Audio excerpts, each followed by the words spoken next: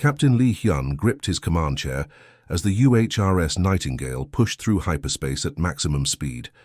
The hospital ship was massive, its white hull decorated with bright red medical crosses that could be seen from thousands of kilometers away. These symbols meant something important in the galaxy. They marked ships that helped people, not hurt them. "Status report," Hyun called out to his bridge crew. His voice was calm, but everyone could hear the worry underneath. They had been racing toward this distress call for 6 hours straight. Dr. Park Mina looked up from her medical tablet in the corner of the bridge. She was the head doctor on the ship, and right now she was checking their supply lists for the 3rd time. "Medical bays 1 through 5 are ready, Captain. We have enough supplies for at least 200 patients, maybe more if we stretch things." Engineer Kim Tae wiped sweat from his forehead as he monitored the engine readings. The Nightingale was not built for this kind of speed. "Engines are holding steady, but we cannot keep this pace much longer without risking damage." Communications Officer Choi Yuna suddenly straightened in her chair, pressing her headset closer to her ear. "Captain, I'm getting clearer signals now. It's definitely a refugee convoy. At least 12 ships, maybe more. They're sending medical emergency codes on all frequencies." Hyun walked over to the main display screen, where a star map showed their current position. 3 red dots marked the locations where alien raiders had attacked in the past month. Each attack had been worse than the last. Entire colonies had been wiped out, and the survivors were fleeing deeper into human space. "What kind of injuries are we looking at?" Hyun asked Dr. Park Mina. She scrolled through the incoming data on her tablet. "Radiation poisoning, severe burns, blast injuries. Some of these people have been traveling in damaged ships for weeks. Captain, some of these refugees are not even human. There are reports of injured aliens from species I have never treated." Before Kim Tae looked nervous. "Captain, should we not wait for military escort? These raiders have been hitting rescue ships too." Hyun shook his head firmly. "We wear the medical cross, Kim Tae. That means something. Every species in the galaxy respects medical neutrality. Even the worst pirates know not to attack hospital ships." He paused, looking at each of his crew members. "Besides, people are dying out there right now. Every minute we wait is another life lost." Choi Yuna received another transmission. "Captain, the convoy leader is thanking us repeatedly. They say they have been sending distress calls for 2 days with no response. We are the first ship to answer." Dr. Park Mina was already moving toward the medical bay. "I need to prepare the surgical teams. Some of these injuries sound critical." The Nightingale had a crew of 80 people, doctors, nurses, medical technicians, and just enough security personnel to maintain order during emergencies. They were healers, not fighters. Their job was simple: save every life they could, help everyone who needed it, and ask questions later. Hyun watched the distance countdown on his screen. 20 minutes until they reached the convoy. He had made this run dozens of times before, but something felt different this time. The silence in this part of space was too complete, too perfect. "Yuna, try to contact the convoy directly. I want to hear voices, not just emergency signals."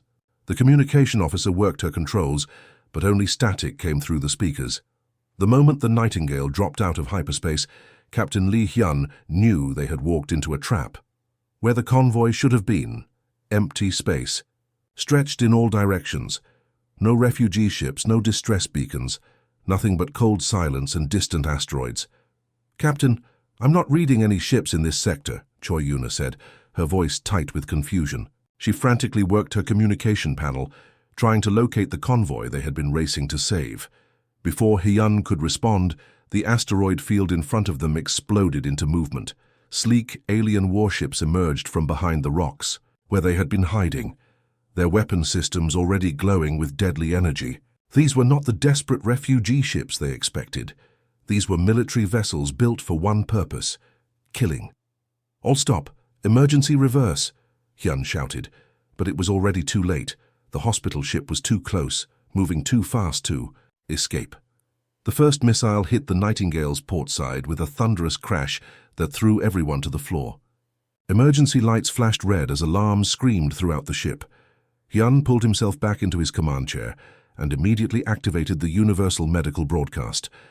"This is Captain Lee Hyun of the United Human Rescue Service vessel Nightingale. We are a medical ship operating under galactic neutrality laws. We carry no weapons and pose no threat to anyone. The aliens answered with another volley of missiles. These ones struck the engine section, and Kim Tae's panicked voice crackled over the intercom from engineering. "Captain, they're targeting our engines specifically. We've lost main power to the drive systems. They're not trying to destroy us quickly, they're disabling us piece by piece." Dr. Park Mina's voice came from the medical bay, where she was treating patients they had picked up from their last rescue mission. "Captain, we have injured people down here. Whatever's happening, I'm not leaving my patients." Hyun tried the broadcast again, this time switching to every known alien language in the ship's database. "We are non-combatants. We are doctors and nurses. We help people. We don't fight anyone." Through the bridge windows, he could see the alien ships moving closer. Their hulls were dark and angular, covered in weapon mounts and armor plating. These were ships designed for war, not exploration or trade. Whoever was commanding them had planned this attack carefully.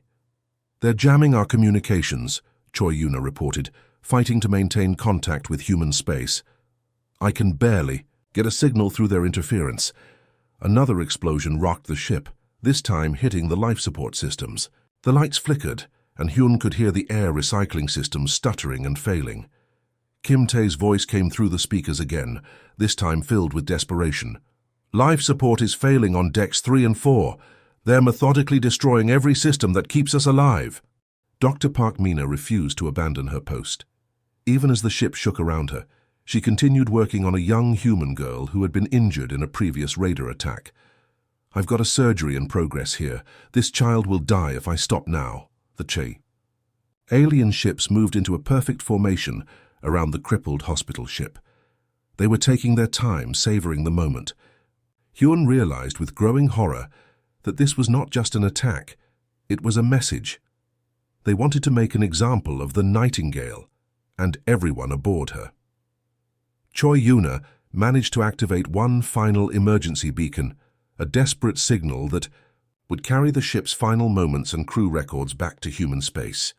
The moment the beacon activated, alien weapons turned toward the communications array and destroyed it completely.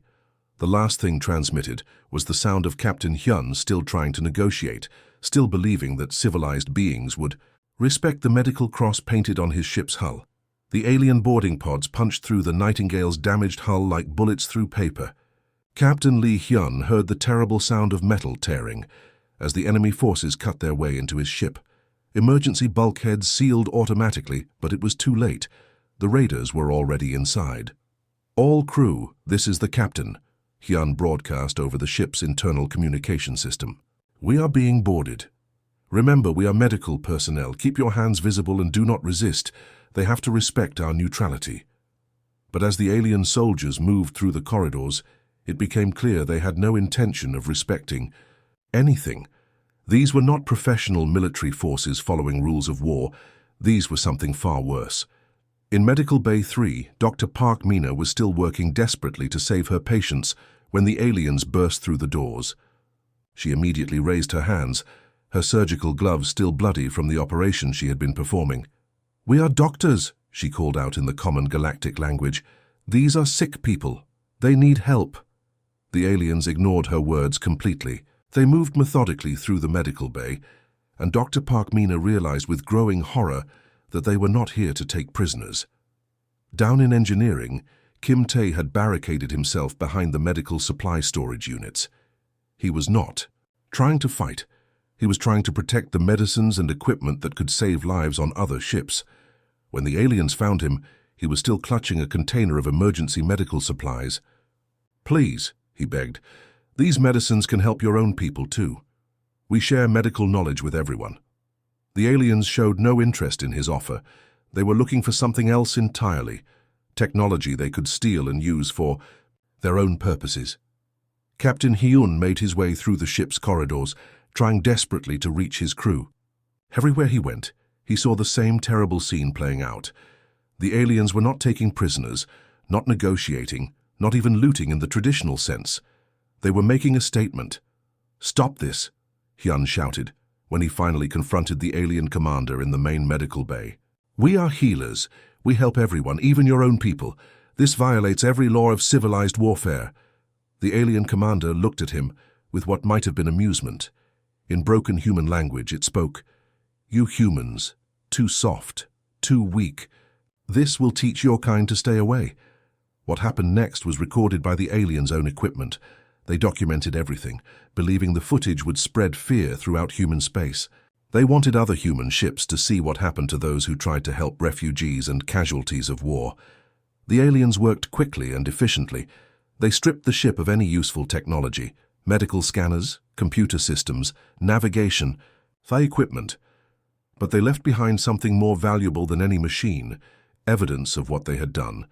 The emergency beacon that Choi Yuna had activated in the ship's final moments continued to transmit long after the aliens departed. Hidden in the ship's shielded core, it recorded everything. Crew voices, final messages, and most importantly, the complete crew manifest of everyone who had died aboard the Nightingale. As the alien ships disappeared back into the asteroid field, they left behind the hospital ship drifting in space. The Nightingale had become a tomb, but it was also something else. Proof of what had happened to 80 innocent people whose only crime was trying to help others. The beacon continued its lonely transmission into the darkness, carrying the story of the massacre toward human space, where it would eventually reach people who would not forget what they saw. The emergency beacon's signal reached Earth Defense Command at 0347 hours on a Tuesday morning. Lieutenant Park Jinwoo was monitoring deep space communications when the automated systems suddenly lit up with priority alerts. The data package was massive, hours of recorded transmissions from the Nightingale's final moments. "Sir, you need to see this immediately," Jinwoo called to his supervisor, his voice shaking as he reviewed the preliminary data. Within 20 minutes, Admiral Kang Jisoo was standing in the command center, still wearing his sleep clothes under a hastily thrown-on uniform jacket. The Admiral was known throughout the fleet as a calm, measured leader who never made rash decisions. But as he watched the beacon's recordings play out on the main screen, something changed in his face. The footage was horrifying not just because of what it showed, but because of how systematic it was. The aliens had not acted in anger or desperation. They had planned this attack carefully. They had used fake distress signals to lure the hospital ship into a trap, then methodically destroyed it and everyone aboard. "Get me Colonial Governor Jo Soo-hyun and Defense Minister Nam Ho-seok," Admiral Kang ordered. "Emergency Council meeting in 1 hour, and wake up Director Lee Min-ho from Intelligence. I want to know everything about these aliens." By dawn, the most powerful leaders in human space were gathered around the polished table in the secure conference room. The beacon's data played on screens around the room, showing the same terrible scenes over and over. Captain Hyun's final transmission, Dr. Park Mina refusing to abandon her patients, the systematic destruction of a ship that had never fired, a shot in anger. Colonial Governor Yoo Soo-hyun had been in politics for 30 years, but she had never seen anything like this. "Admiral, in all our encounters with hostile species, even the worst pirates have respected medical neutrality. This is something entirely different." Defense Minister Nam Ho-seok was studying tactical displays showing human fleet positions throughout the sector. "Our response protocols are designed for normal conflicts between civilized species.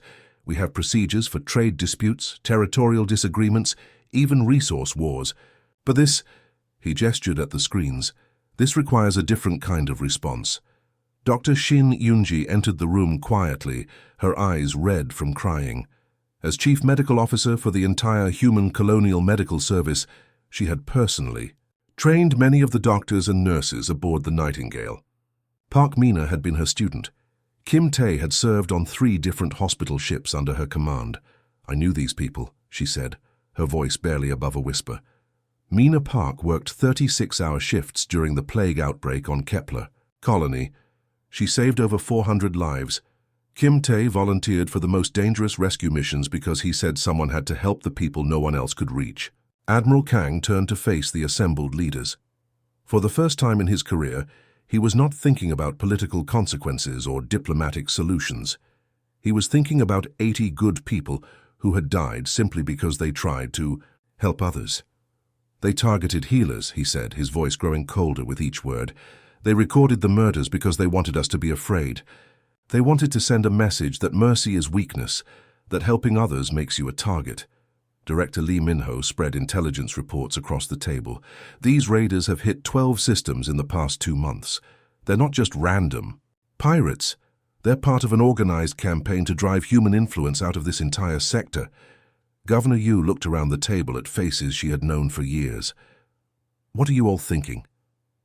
Defense Minister Nam was the first to speak. Standard response protocols assume the enemy wants something.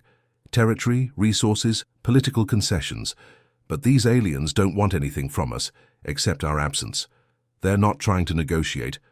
They're trying to terrorize us into abandoning this entire region of space. Admiral Kang stood up slowly. Then they've made a serious mistake. They thought killing healers would make us weak. Instead, they've just taught us that some things are worth any price to defend. The call went out across every human colony within 72 hours of the Emergency Council meeting. It was not a military draft or a formal declaration of war. It was something much simpler and far more dangerous. It was a request for help, and humanity answered with a fury that surprised even themselves. Jae-hwan had spent 15 years designing cargo haulers, massive, slow ships that carried food, medicine, and supplies between the colonies. His shipyard on Titan Station employed 3,000 workers who built vessels meant to help people live better lives. But when he saw the footage from the Nightingale, something changed in his mind. "We're retooling everything," he announced to his shocked engineering staff.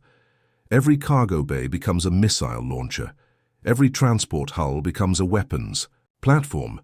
We built ships to carry life. Now we build them to deliver justice." His workers did not argue.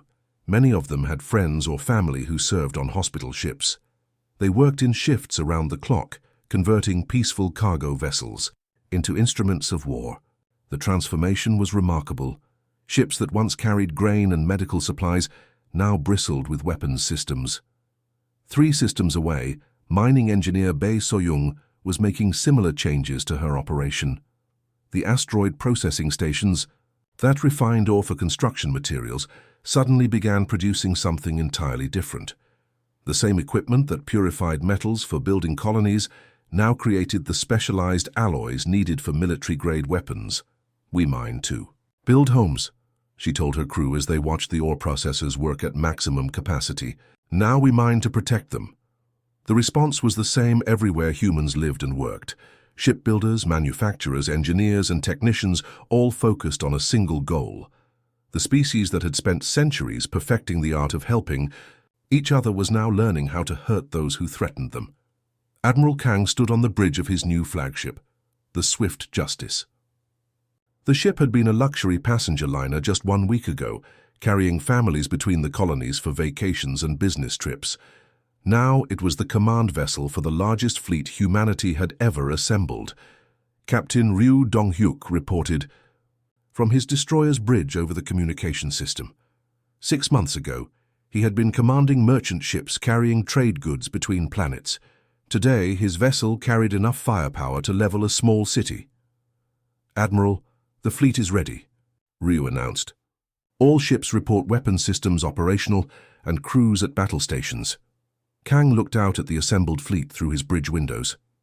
Over 200 ships floated in formation, converted cargo haulers, modified mining vessels, retrofitted passenger liners, and purpose-built warships. Every single hull bore the same message painted in bright white letters: "Remember the Nightingale." The words were simple, but their meaning was clear to every human who saw them. These ships carried more than weapons. They carried the memory of 80 innocent people who had died for trying to help others. "All vessels, this is Admiral Kang," he broadcast to the entire fleet. "You were not soldiers when you woke up this morning. You were builders, traders, miners, and engineers. But today you are something more.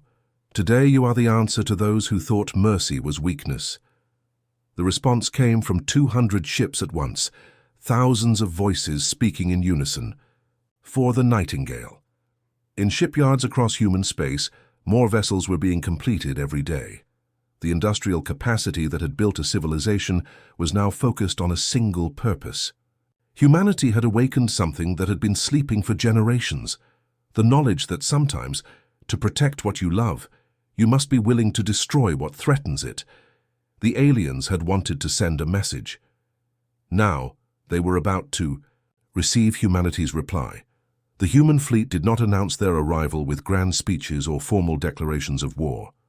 They simply appeared in systems where the raiders had been spotted, like ghosts emerging from hyperspace. This was not the kind of warfare that military academies taught. This was something older and more primal. Technician Han Ji-won had been working in electronic communications for civilian ships when the Nightingale was destroyed. Now she sat in the intelligence center of the Swift Justice, surrounded by screens showing hyperspace tracking data. Her breakthrough had changed. "Everything, Admiral. I've cracked their navigation signatures," she reported to Kang over the intercom. "Every ship leaves a unique trail when it jumps through hyperspace. It's like fingerprints. No two are exactly the same. I can track these raiders wherever they go." This was the advantage humanity needed. The alien raiders were used to hitting targets and disappearing into the vast emptiness of space. They relied on being impossible to find, but Han Ji-won's technology made them visible, trackable, vulnerable. Captain Moon Si-woo commanded the 1st Hunter Squadron, 6 modified cargo ships that now carried enough firepower to destroy a small fleet. His mission was simple: find the specific aliens who had boarded the Nightingale and make sure they never hurt anyone again. "Target confirmed," Moon reported, as his sensors locked onto an alien vessel trying to hide in the shadow of a dead planet. "This is the ship that led the boarding party. Energy signatures match the recordings from the hospital ship. The alien raiders realized they were being tracked when it was far too late to escape. They tried to run, but human ships had been designed for long-distance cargo runs. They had better engines and more fuel capacity than the raiders' short-range attack vessels. When the aliens found themselves surrounded, they did something that surprised the humans. They opened communication channels and tried to surrender. "Human ships, we wish to negotiate," came the transmission in broken human language. "We have valuable information about other raider groups. We can make deal." "Captain." Moon looked at his communication officer, then keyed his response back to Admiral Kang on the command ship. "Admiral, they want to surrender. They're offering to trade information." Kang's reply was immediate and cold. "No quarter." The order was simple, but it carried the weight of everything the aliens had done.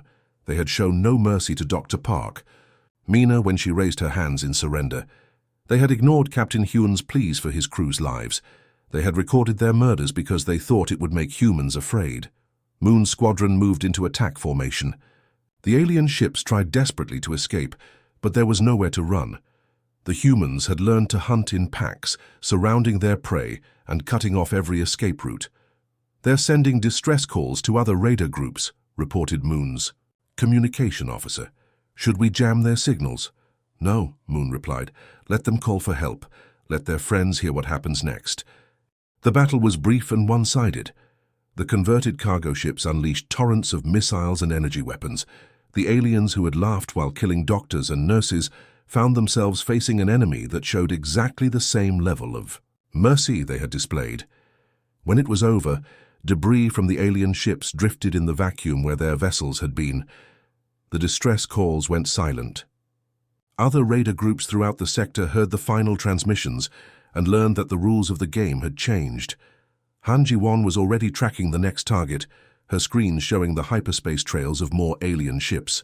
The hunt had only just begun, and humanity was proving to be very good at this new kind of warfare. Admiral Kang's message was spreading through the raider networks faster than their ships could run.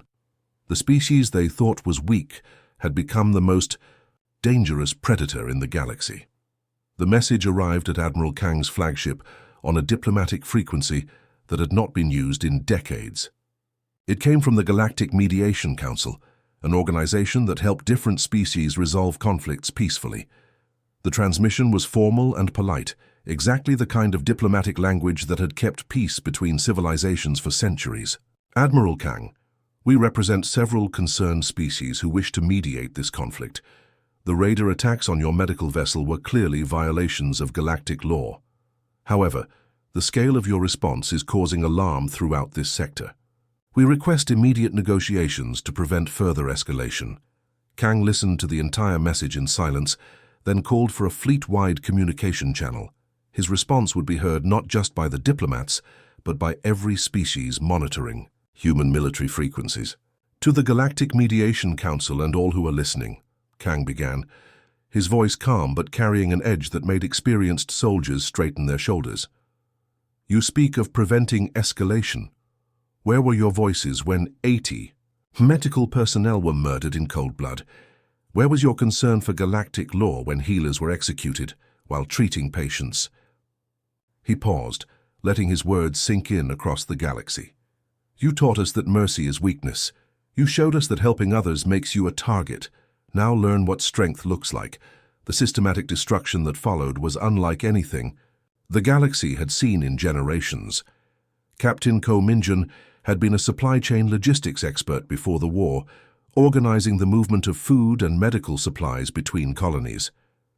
Now he used that same expertise to destroy the raiders' ability to feed, fuel, and resupply their forces. "Their supply depot is completely defenseless," Ko reported as his squadron approached a hidden alien base. They never expected anyone to find it, much less attack it. The base was destroyed methodically, piece by piece. Fuel storage tanks, food processing centers, weapon manufacturing facilities. Everything the raiders needed to continue their campaign of terror was reduced to floating debris. Commander Park In-woo had different expertise. Before the war, he had designed communication networks that connected human colonies across dozens of star systems. Now he used that knowledge to isolate the raiders from each other, cutting the electronic threads that held their forces together. "Their command structure is breaking down," Park reported from his electronic warfare ship. "They cannot coordinate attacks, cannot call for reinforcements, cannot even warn each other about our movements." The raiders found themselves fighting blind and alone, cut off from their allies, and unable to predict where the humans would strike next. It was psychological warfare on a scale they had never experienced. What made this campaign truly terrifying was not the violence itself, but the cold calculation behind it. The humans were not acting in blind rage. They were applying the same systematic approach they used to build hospitals and schools to the task of destroying their enemies. Species throughout the galaxy watched the conflict with growing unease. The Zentari Empire, which had been expanding aggressively into human space, suddenly pulled back their border fleets. The Korvac Trade Federation, known for their ruthless business practices, began treating human merchants with unprecedented respect. Ambassador Yoon Seola of the Diplomatic Corps received dozens of messages from alien governments, all asking the same question: how do we make sure we never become targets of human anger? The answer was simple but unsettling. The species that had spent centuries perfecting the art of healing and helping others had proven they could be equally effective at the opposite task. They had taken their greatest strength, their ability to work together for a common cause, and turned it into their enemy's greatest nightmare. Dr. Shin Yoonji, watching the reports from her medical facility on Earth, understood what was happening better than most. "We are still healers," she said to her staff, "but now we are also surgeons cutting out the disease that threatens everything we have built." The galaxy was learning that humanity's greatest weakness was also their most dangerous strength. The Tai Raider Empire that had terrorized 3 star systems for over a year was collapsing faster than anyone had thought possible. What had seemed like an unstoppable force just months ago was now a collection of scattered, desperate survivors running from human hunter squadrons. Fleet Commander Song Yejin studied the tactical display from her command ship as reports came in from across the sector. Before the war, she had been a cargo ship captain, moving supplies between mining colonies. Now she commanded the largest single battle group in human history, and she was very good at her new job. "Ma'am, we're receiving surrender broadcasts on 17 different frequencies," reported her communications officer. "Raiders throughout the sector are trying to give up." Song looked at the messages scrolling across her screen. The same aliens who had recorded themselves murdering doctors were now begging for mercy, promising to reveal the locations of other raider bases, offering to serve human interests in exchange for their lives. "Any response from the Galactic Council?" Song asked. "Yes, ma'am. The Zentari Empire formally requests that we accept the surrender offers. The Korvac Federation is offering to mediate peace negotiations." Even the hegemony is suggesting we show restraint. Song almost smiled at that. 6 months ago, these same species had ignored human pleas for help when the raiders were attacking civilian targets. Now that humanity had proven capable of systematic warfare, suddenly everyone wanted to be helpful. Tell them all the same thing, Song ordered. Humanity appreciates their concern, but this matter will be resolved according to human justice.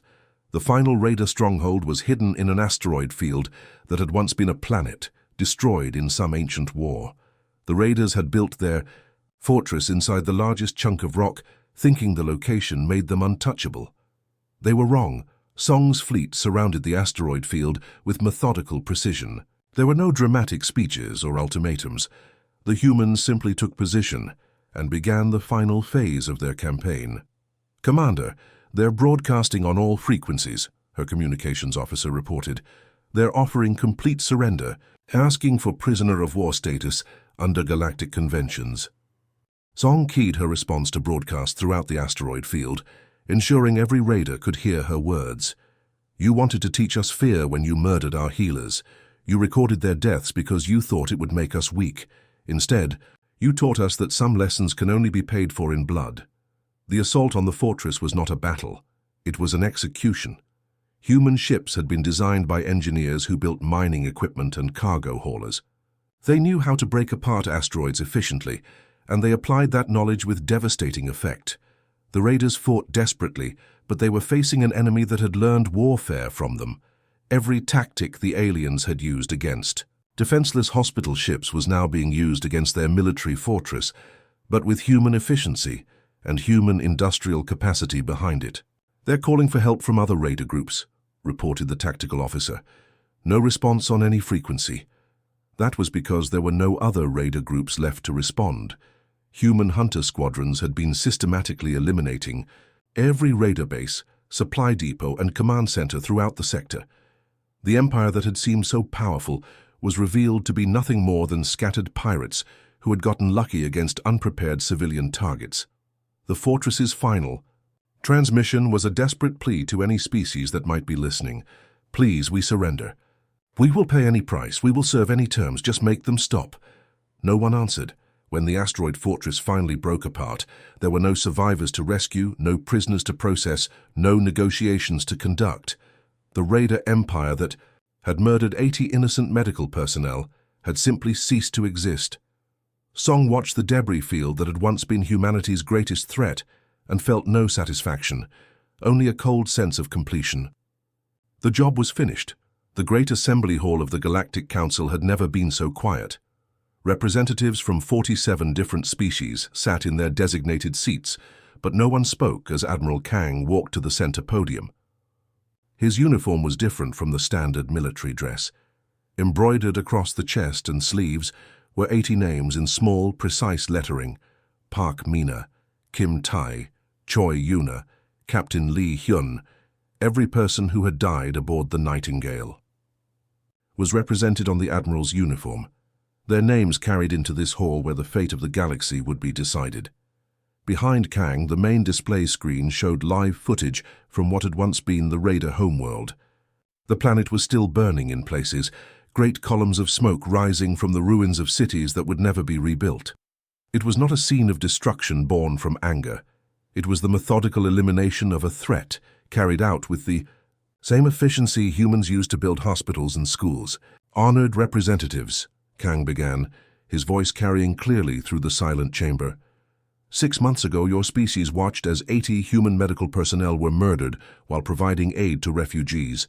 Many of you expressed concern. Some offered sympathy, none offered help. The Zentari representative shifted uncomfortably in his seat. The Korvac delegate avoided eye contact. Even the powerful hegemony ambassador stared at the floor rather than meet Kang's gaze.